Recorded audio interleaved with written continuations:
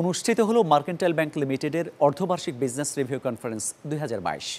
শনিবার ব্যাংকের প্রধান কার্যালয়ে এই অনুষ্ঠান হয়। সভাপতিত্ব করেন ব্যাংকের ব্যবস্থাপনা পরিচালক ও প্রধান নির্বাহী মোহাম্মদ কামরুল ইসলাম চৌধুরী।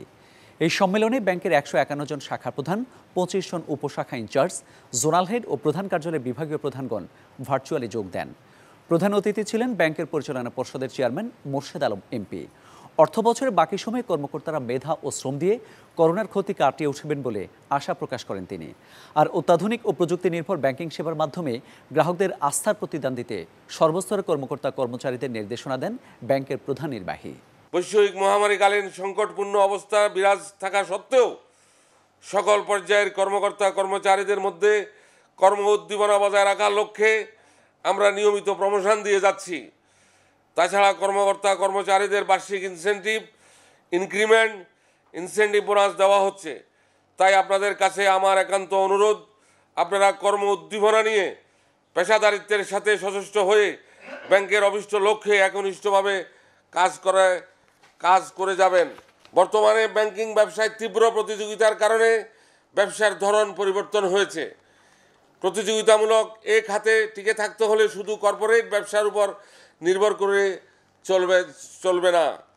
এসএমই ও রিটেল ঋণের প্রতি আমাদের অধিক মনোযোগী হতে হবে। শাখা ব্যবস্থাপকদের বলছি, কস্ট অফ ফান্ড কমাতে আমাদের লো কস্ট এবং নো কস্ট ডিপোজিট বাড়াতে হবে।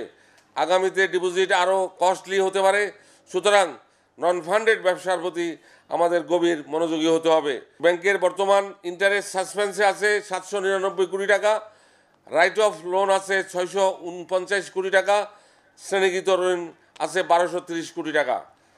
কেবলমাত্র ঋণ আদায়ের মাধ্যমে ব্যাংকের মুনাফা ব্যাপকভাবে বৃদ্ধি করা সম্ভব। সর্বশেষে আপনাদের প্রতি আমার বিশেষ অনুরোধ, সর্বক্ষেত্রে পেশাদারিত্বের পরিচয় দিয়ে ব্যাংকের সামগ্রিক অগ্রগতিতে অবদান রাখুন।